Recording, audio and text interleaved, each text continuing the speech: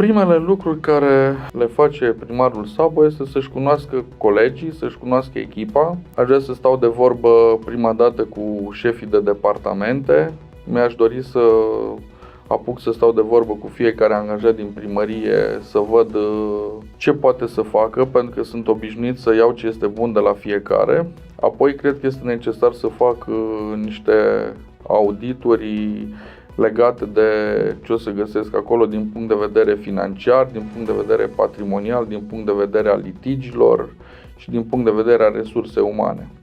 După ce voi face aceste audituri să văd cu ce situații plec la drum, apoi va trebui să-mi constitui o echipă care să ne apucăm de treabă. Pe lângă acest lucru voi pune un foarte mare accent pe fondurile europene. Vreau să constitui o echipă la nivelul primăriei pentru scrierea de fonduri europene, pentru